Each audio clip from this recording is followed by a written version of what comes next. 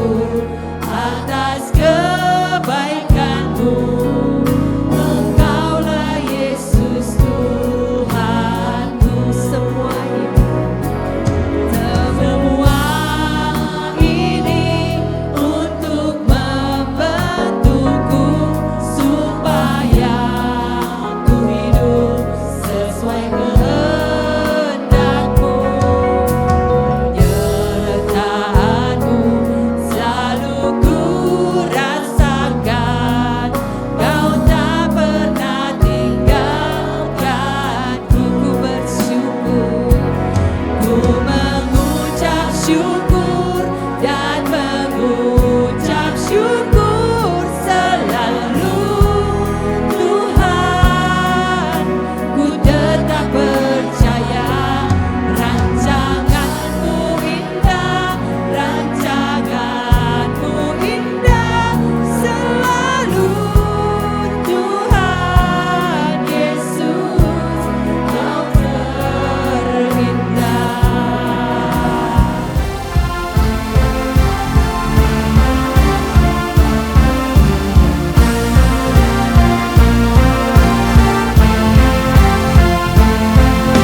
Tak terbayang kebesaran-Mu dan tak terbanding kekuatan-Mu, Tuhan. Kau megah bagiku segenap jiwa dan pengharapan kan ku serahkan untuk rencana-Mu, Tuhan. Kau Raja atas Tuhan yang kaya, hanya Kau yang layak ditinggikan. Sungguh ajaib Kau Tuhan, ajaib Kau Tuhan, agung dan perkasa. Kau sumber kemenangan-Mu, layak berkuasa, memerintah selamanya. Yesus, Kaulah Raja mulia.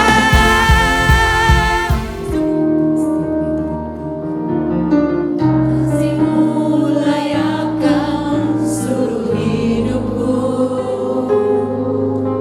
mampukan ku melakukan yang Kau inginkan. Tak bisa ku terlepas, Kau menggenggam tanganku, ingin lebih mengenal pribadi-Mu. Kasih-Mu layakkan seluruh hidupku, mampukan ku melakukan yang Kau inginkan.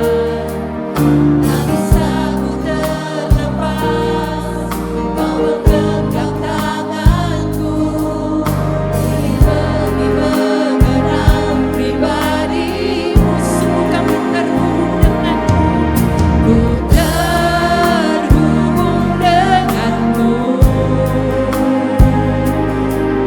selalu melekat di hatimu. Firman-Mu itulah dasar hidupku, yang berdaulat atasku. Shalom. Puji Tuhan, sekali lagi saya boleh menyapa Bapak Ibu di tempat ini, sahabat muda ya, ada yang muda ya? Masih kan? Masih jiwa muda, shalom semuanya. Boleh lambaikan tangan dong, yang hari ini kita merasa sungguh penuh sukacita karena masih suasana Imlek, bener ya?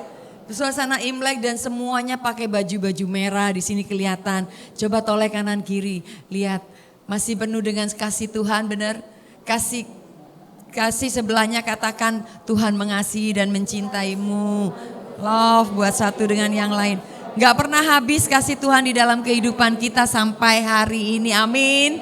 Puji Tuhan.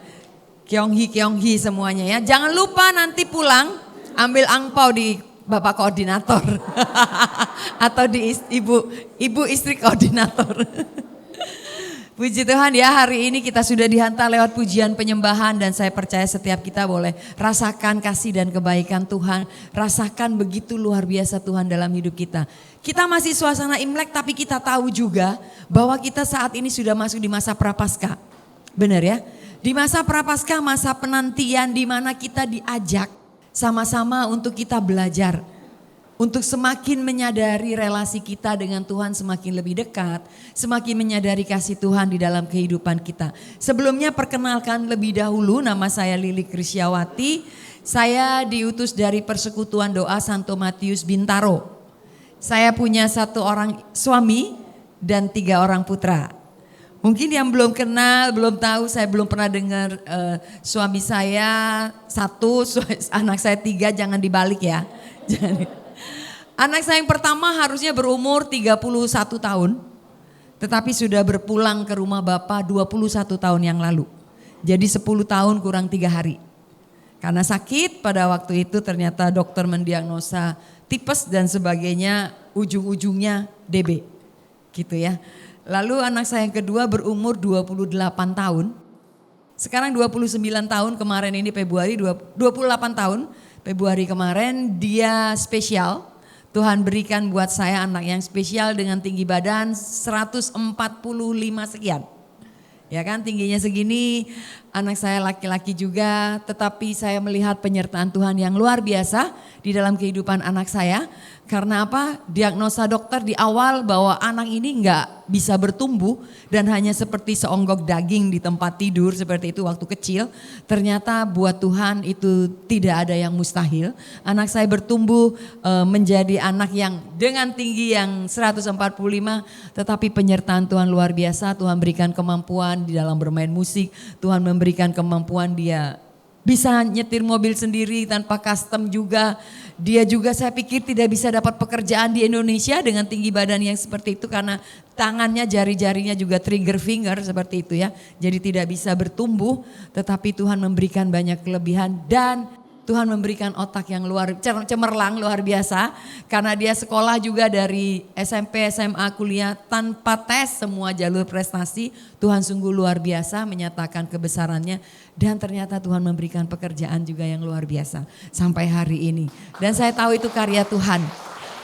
Kalau mungkin ketemu anak saya kaget juga kali ya karena dia segini tinggi, tapi Tuhan sungguh luar biasa karyanya di dalam kehidupan dia. Saya banyak belajar iman tentang Tuhan di dalam dia.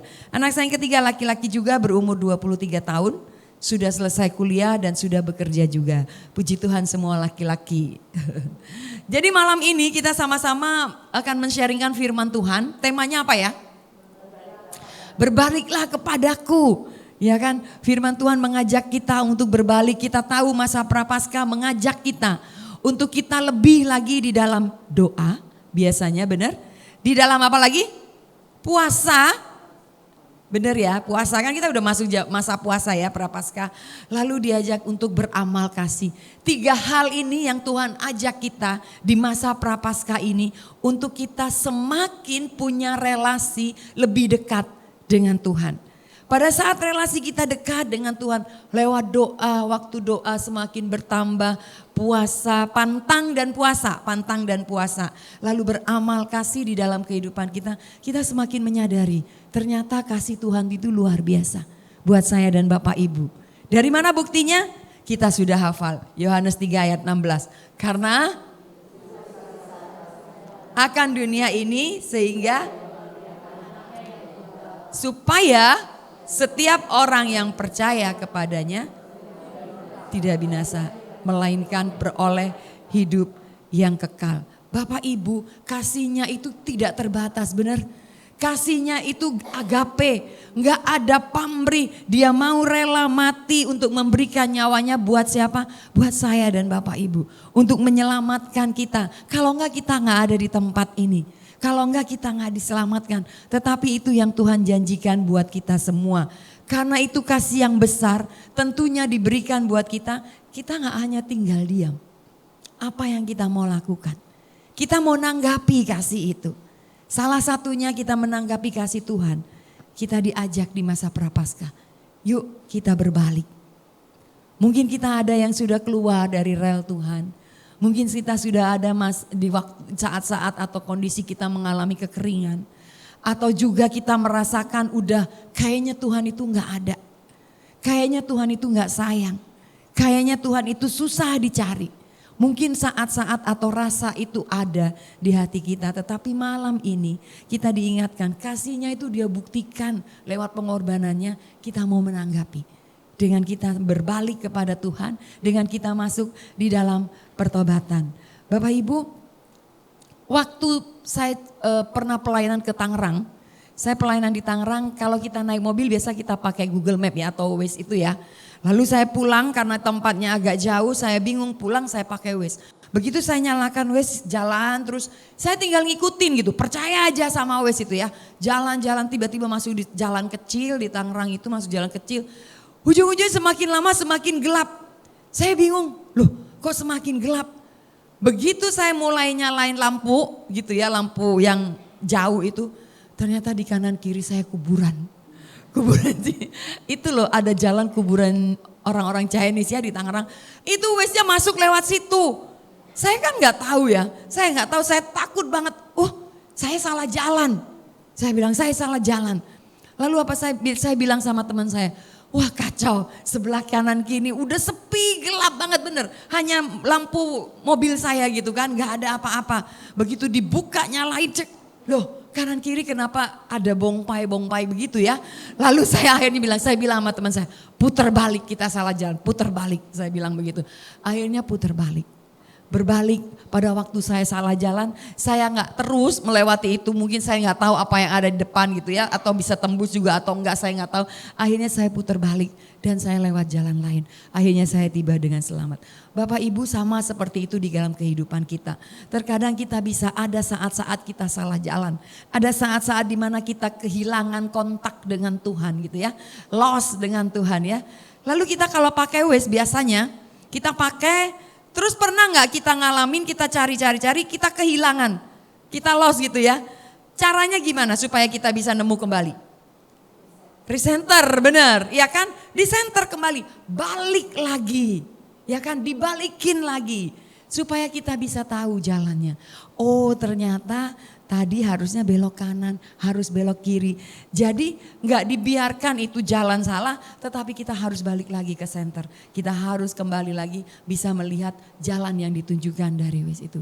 Bapak, Ibu, dan Saudara yang terkasih, malam ini Nabi Yoel juga mengajak setiap kita. Kita mau lihat Nabi Yoel, nabi yang kecil ya, nabi kecil di dalam Yoel 2 ayat 12. Yoel 2 ayat 12. Nah kita baca sama-sama 3, 2, 1.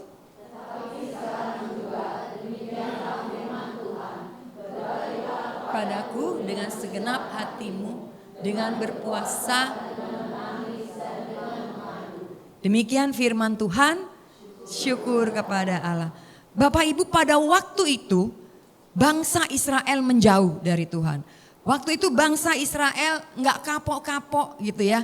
Dia berbuat terus kesalahan. Padahal Tuhan sudah menolong mereka. Sudah mengasihi dan mencintai mereka. Tetapi mereka tetap melakukan penyembahan kepada berhala. Itu yang terjadi. Lalu firman Tuhan katakan pada waktu itu. Pada saat bangsa Israel jatuh ke dalam dosa penyembahan berhala. Tuhan menghukum mereka. Mengirim bangsa yang besar untuk melawan mereka. Dan juga memberikan tulah belalang. Benar, pernah tahu ya? Itu yang diberikan untuk bangsa Israel. Dan pada waktu itu sekali lagi saat bangsa Israel di dalam kesalahan, di dalam dosa, pernah gak Tuhan tinggalin? Gak pernah. Dia menunjukkan kasihnya kembali. Dia kirim siapa? Nabi Yoel. Dia kirim Nabi Yoel dan dikatakan tetapi Nabi Yoel mengajak bangsa Israel, tetapi sekarang juga demikianlah firman Tuhan, berbaliklah kepadaku.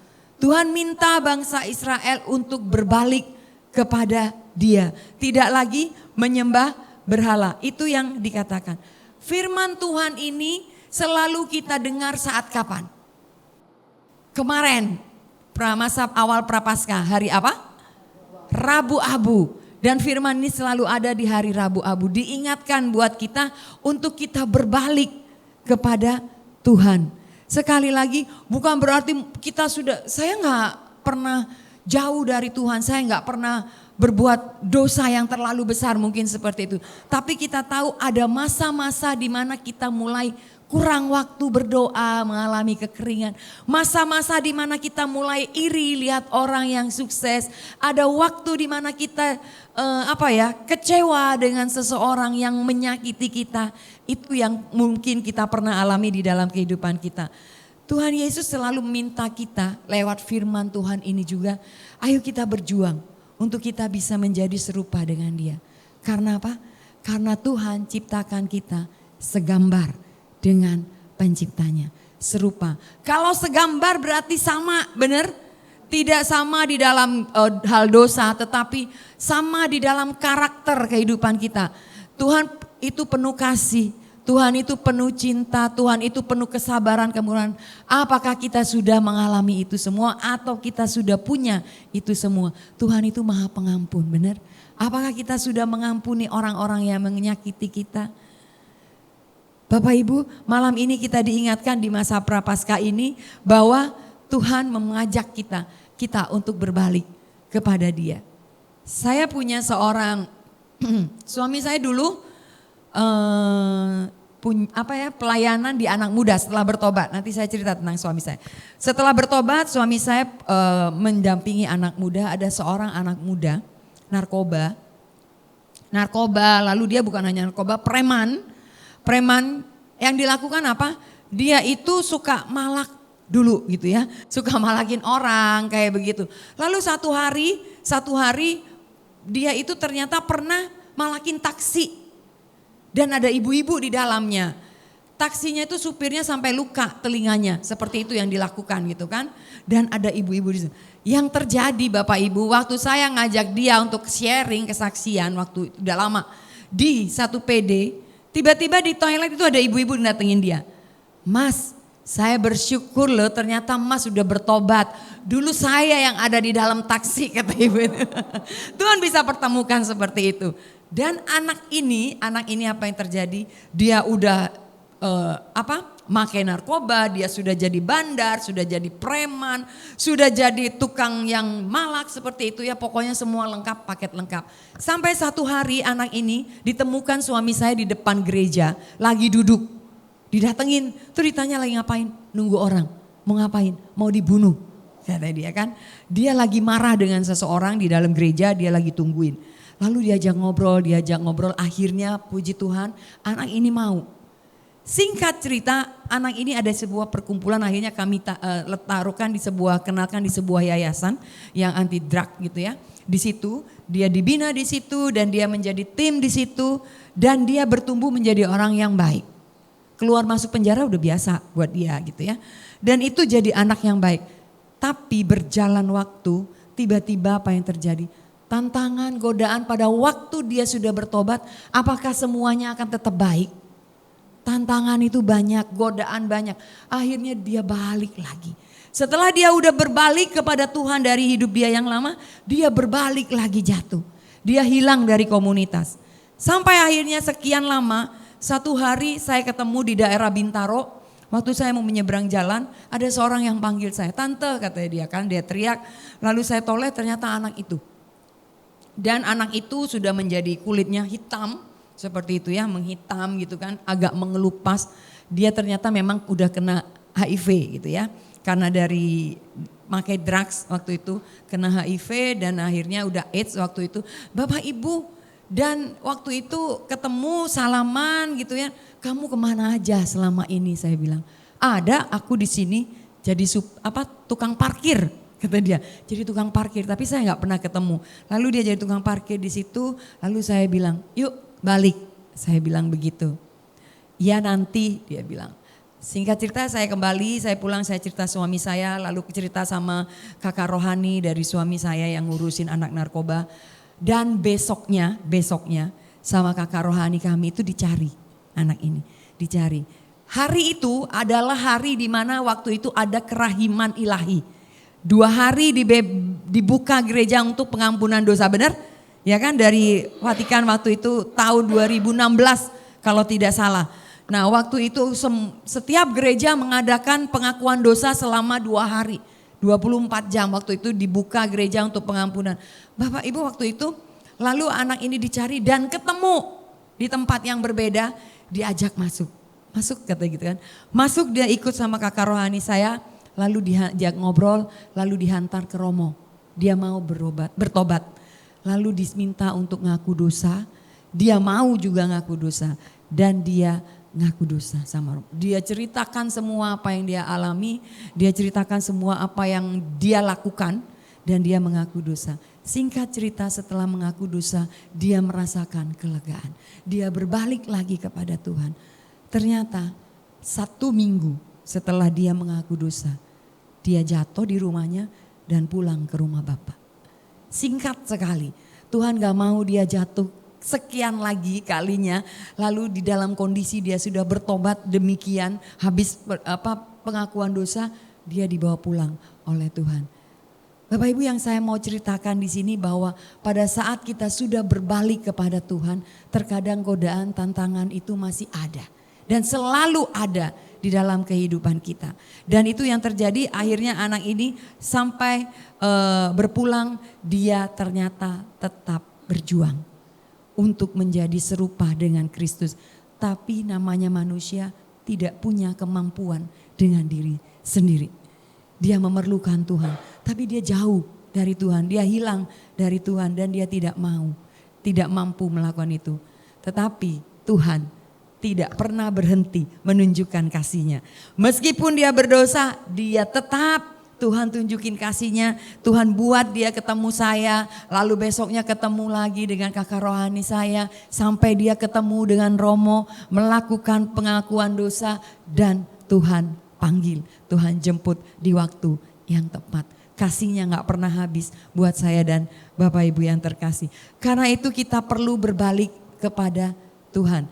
Yang kita mau lihat gimana sih caranya kita berbalik kepada Tuhan. Kita masuk di dalam pertobatan. Tentunya semuanya sudah tahu ya. Kalau kita mau berbalik kepada Tuhan, kita tahu di masa prapaskah nanti kita akan disiapkan sakramen tobat. Benar? Sakramen pengakuan dosa. Punya kesempatan secara orang Katolik, umat Katolik diberi kesempatan untuk mengambilnya. Jangan pernah itu dibiarkan hilang begitu saja. Tetapi kita mau ambil. Menjadi refleksi malam ini. Sudah berapa lama kita tidak pernah mengaku dosa. Mengambil sakramen taubat. Pengakuan dosa. Itu menjadi refleksi dan biarlah Tuhan boleh ingatkan kita untuk kita berbalik lewat pengakuan dosa. Pertama, gimana caranya? Pertama, kita mau kepada Tuhan meninggalkan cara hidup kita yang lama. 180 derajat kita berbalik kepada Tuhan, bukan 360. Benar gak? Kalau 360 kita balik lagi. Balik lagi, tapi kita 180 derajat kita mau berbalik kepada Tuhan. Caranya meninggalkan hidup kita yang lama, berpaling dan menjauh dari perbuatan yang tidak baik dalam kehidupan kita. Kebencian, kesombongan, amarah, dendam, iri, apapun ya, keterikatan dengan film-film yang tidak baik, porno seperti itu ya, gadget yang berlebihan dan sebagainya. Tapi kita mau tinggalkan, kita mau kembali kepada Tuhan 180 derajat. Kita mau berpaling kepada Tuhan, ke arah Tuhan, menjauh dari segala sesuatu yang menjauhkan kita dari Tuhan. Ada enggak sesuatu yang menjauhkan kita dari Tuhan? Pernah satu hari, sudah lama, saya waktu itu suka satu sinetron. Awalnya Bapak Ibu kalau pagi kan waktunya berdoa ya, doa baca firman. Lalu karena suka sinetron ini dan mainnya pagi hari, lalu saya bilang, entarlah doa dulu aja sebentar, udah nanti aja lanjut lagi baca firmannya gitu ya. Hari pertama seperti itu ya, saya lihat wah nontonnya semakin asik tuh, semakin seru dan semakin menarik. Ditunggu gak besoknya? Nunggu, besok nunggu, aduh mau doa lagi gitu kan. Nantilah gitu ya, begitu nanti, lama-lama jalanin gak? Enggak, itu yang terjadi sama saya. Lama-lama gak jalanin, lama-lama waktunya hilang. Berkurang dan menjauh dari Tuhan tanpa disadari karena hanya dengan sinetron. Kalau sekarang banyak drakor, benar? Banyak deracin, benar? Yang penggemar-penggemar sebegitu, itu sangat-sangat tanpa disadari mengikat, menghilangkan waktu. Dan akhirnya apa yang saya rasakan, ada masa di mana rasanya kayaknya ada sesuatu yang hilang gitu. Ada kering sesuatu yang kayaknya ada sesuatu yang berubah. Menyadari itu, akhirnya saya mengambil keputusan. Gak boleh begini gitu kan. Itu yang Tuhan mau di dalam kehidupan kita. Bapak Ibu meninggalkan cara hidup yang lama, berbalik 180 derajat. Banyak kelemahan, bukan hanya itu ya. Di dalam kitab suci kita tahu si bungsu. Apa tuh si bungsu? Karena apa? Dia berjauh dari Tuhan. Keserakahan. Benar? Dia serakah minta uang daripada papanya yang belum meninggal warisannya ya. Dia minta. Lalu Daud jatuh gak dalam dosa? Ngambil istri Uria. Ngambil Betseba. Sebelum ngambil istrinya sudah merencanakan lagi pembunuhan. Untuk Uria bisa ditempatkan paling depan di peperangan. Sampai akhirnya meninggal. Itu yang terjadi. Kita melihat ya pada waktu si bungsu dan Daud. Yunus. Pernah gak Yunus lari dari Tuhan? Saat disuruh ke Niniwe, bukannya ke Niniwe, dia lari ke Tarsus. Dia lari dari Tuhan, akhirnya masuk mulut ikan. Mau gak kita masuk mulut ikan? Tiga. Tentunya kita gak mau di dalam kegelapan seperti itu. Nah kita melihat ini semua ya. Bukan hanya menjauh saja, tadi dikatakan bahwa kita mau berpaling 180 derajat kepada Tuhan. Artinya kita menjauh dari segala sesuatu yang membawa kita jauh dan hilang dari Tuhan. Kita mau metanoia 180 derajat dan bukan hanya itu saja, tetapi kita juga mau mengikuti Tuhan. Gak hanya menjauh, tetapi kita mau mengikuti Tuhan. Dia yang akan memimpin kita, dia akan yang membimbing kita. Bapak Ibu, pertama gimana kita cara bertobat? Kita mau berpaling kepada Tuhan 180 derajat kembali. Full benar-benar. Yang kedua, tadi saya katakan pada saat kita sudah berbalik 180 derajat, bukannya kita nyantai, benar? Bukannya kita lengah gitu ya, bukannya kita leye-leye apa tuh, udah PW posisi wena gitu ya, kita nggak ngapa-ngapain lagi. Jangan salah. Yang kedua, kita harus berjaga-jaga. Karena firman Tuhan katakan di 1 Petrus 5 ayat 8. Nah, 3, 2, 1 kita baca. Sadarlah.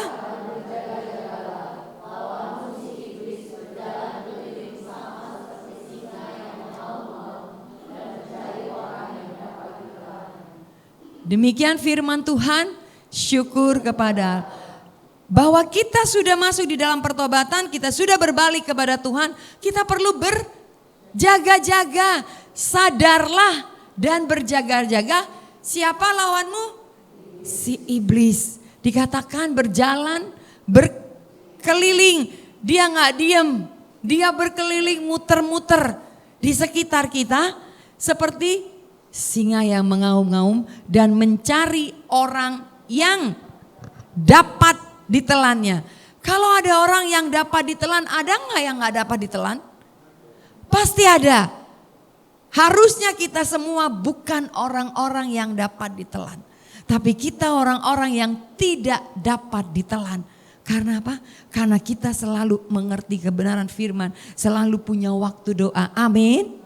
Selalu punya waktu saat teduh. Selalu rajin pede. Mungkin ada yang hari Senin PD di mana ya kan? Hari Senin PD di sini, hari Selasa PD di mana, hari Rabu PD di mana, hari Kamis sampai Minggu nggak pernah pulang. Setiap hari gitu ya. Firman Tuhan ingetin, jangan lengah ya, kita berjaga-jaga dan sadarlah bahwa iblis mengaum-ngaum berkeliling seperti singa mengaum-ngaum siap menerkam. Jadilah pribadi yang tidak dapat ditelan oleh iblis. Karena dia nyari yang lengah, yang gak sadar. Contoh aja Daud. Waktu Daud jatuh di dalam dosa pada saat ngapain? Jalan-jalan di atas soto. Daud lagi baru bangun tidur. Biasa kalau orang bangun tidur biasanya nganggur. Bener? Lagi nganggur, lagi enak-enaknya, bener gak Jupe? Bangun tidur, dia lihat-lihat tiba-tiba, ih ada cewek cantik gitu kan ya. Lalu dia tertarik lah. Lalu dia jatuh di dalam dosa. Sampai suaminya dibunuh dan akhirnya dia mengambil Batseba menjadi istrinya. Kain dan Habel.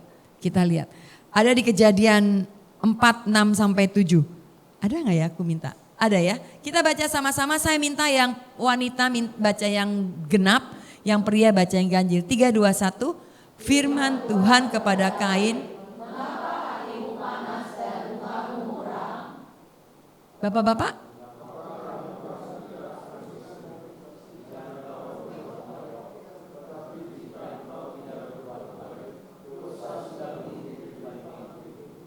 Iya, sangat menggoda.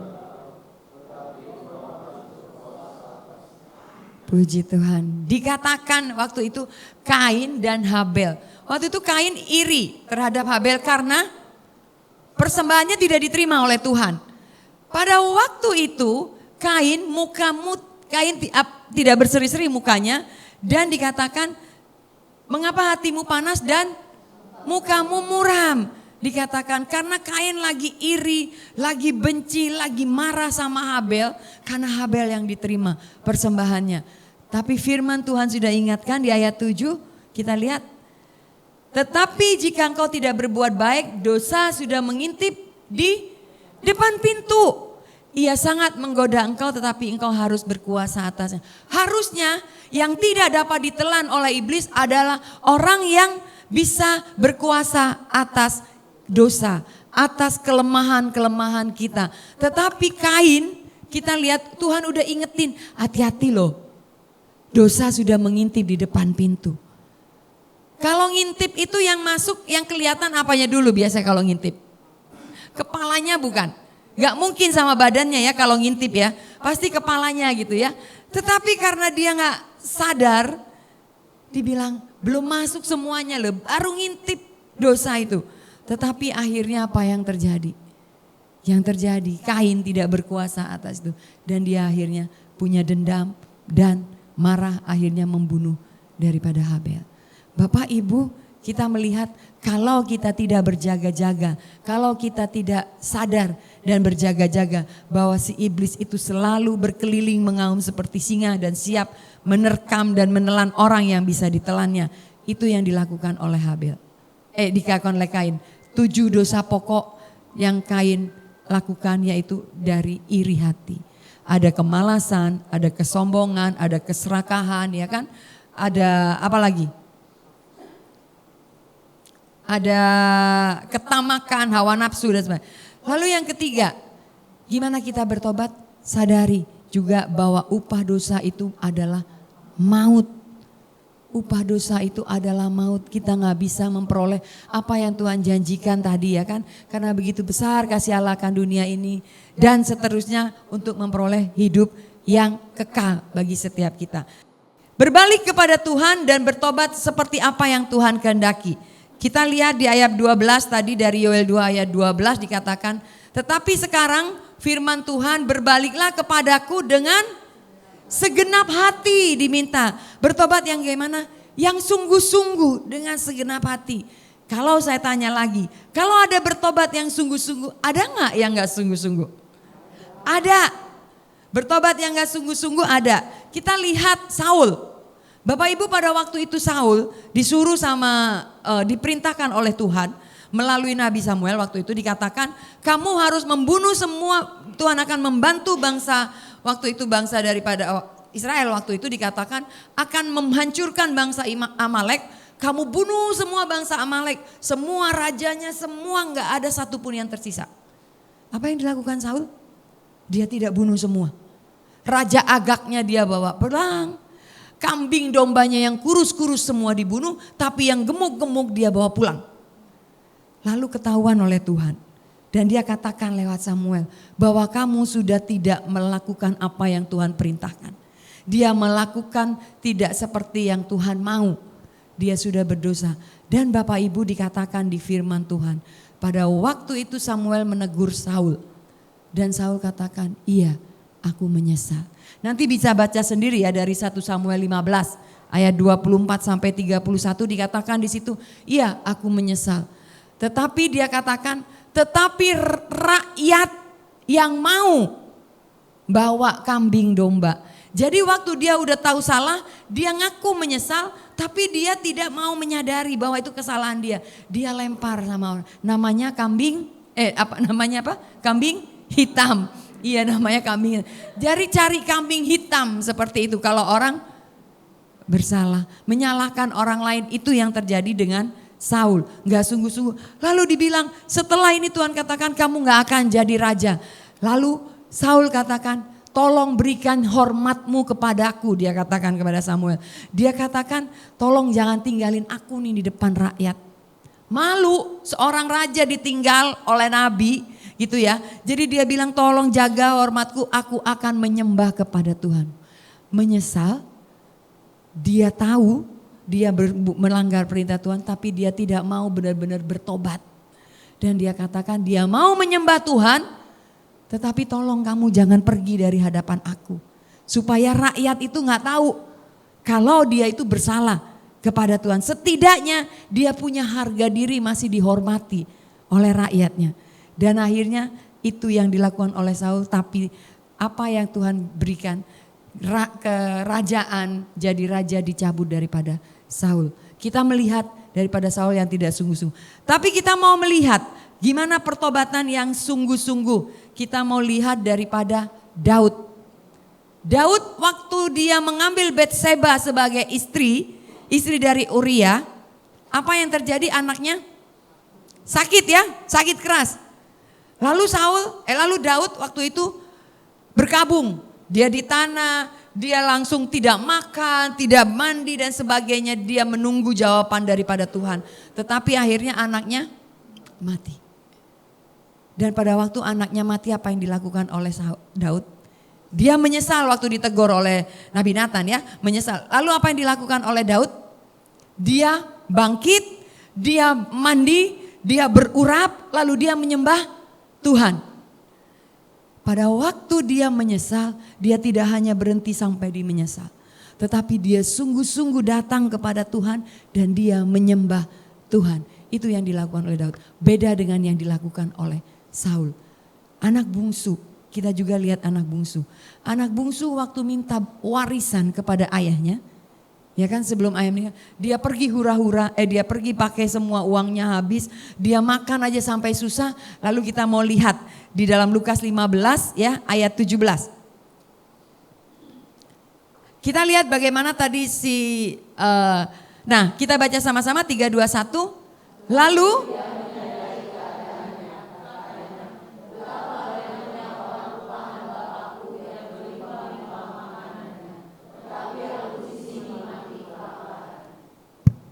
ini yang dikatakan oleh si bungsu. Jadi pada waktu dia sudah gak bisa dapat makan, dia bilang, aku menyadari keadaanku. Dia sadar dengan kejujuran dia bilang, iya ya aku berdosa ya. Iya ya aku sudah bersalah ya. Dia menyadari kesalahan itu, dia menyadari keadaannya itu dan dia menyesal. Kita lihat daripada si bungsu. Lalu kita lihat ayat berikutnya. Apa yang dilakukan oleh si bungsu?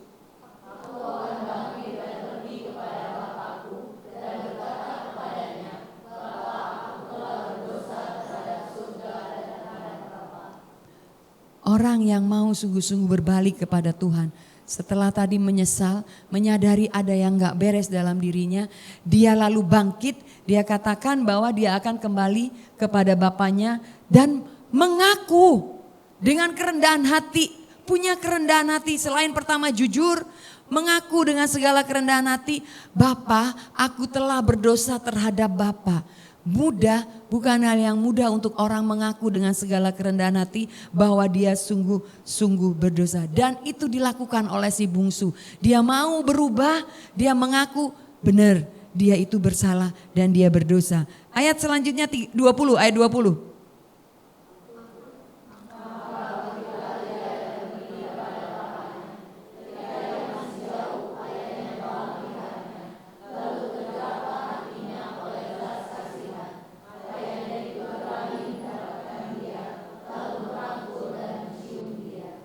Puji Tuhan, itu yang dilakukan oleh si bungsu. Setelah pertama tadi dilakukan bungsu, dia menyadari ada yang gak beres dalam dirinya. Dia jujur akan apa yang dia alami. Yang kedua, dengan segala kerendahan hati dia katakan dia sudah bersalah. Dia akan bangkit, belum bangkit ya, belum kan? Dia akan bangkit, dia akan pergi ke bapaknya dan dia bilang bahwa dia bersalah. Yang ketiga, dia bangkit dan pergi. Ada satu keputusan, ada tindakan yang dilakukan oleh si bungsu. Mudah orang yang pernah berbuat salah, berbuat dosa, lalu dia mau bangkit melakukan tindakan berbalik, perlu penyangkalan diri. Perlu penyangkalan diri, gak gampang. Tetapi itu kita lihat daripada si bungsu, dia menyangkal diri, dia bangkit, dia kembali kepada bapaknya dan dia katakan bahwa dia berlari, maka bangkitlah ia dan pergi kepada bapaknya. Dia mengakui segala kesalahan, ada penyangkalan. Yang ketiga, yang keempat di ayat 21. Lanjut 321.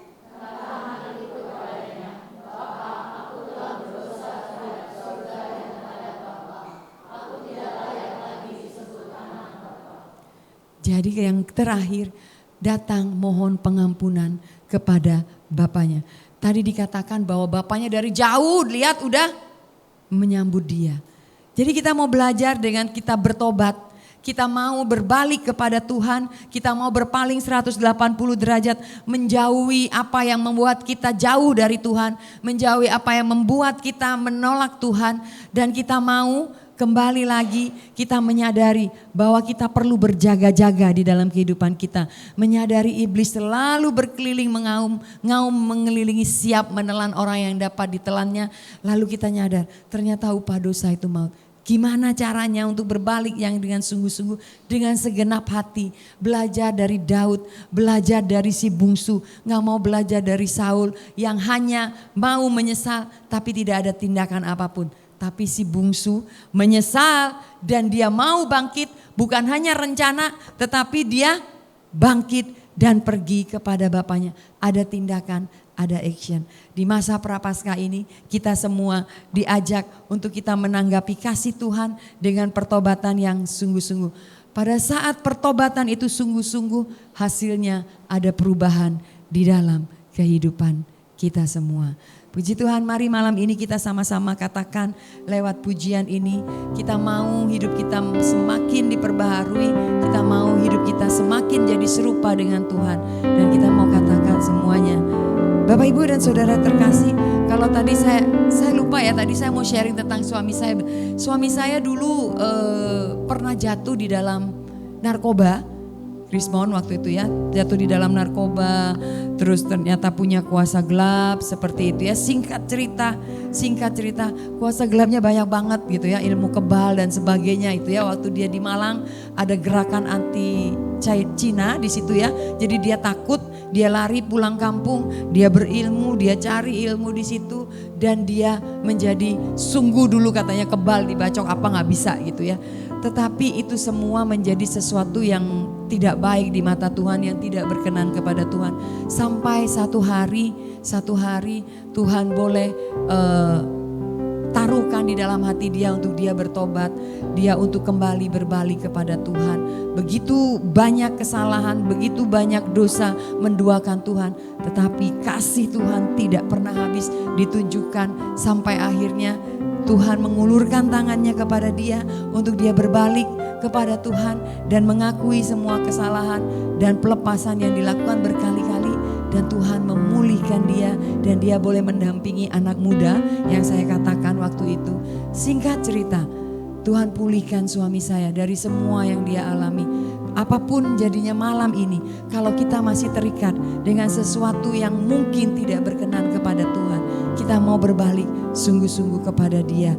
Apapun kita mau bawa di hadapan Tuhan, biarlah Tuhan boleh sentuh hati kita.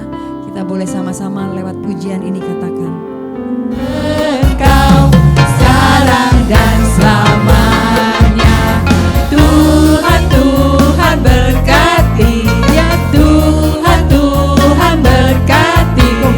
Kongsi, kongsi, kongsi nih, ya kongsi, kongsi, kongsi nih. Kasih Allah Bapa, Putra dan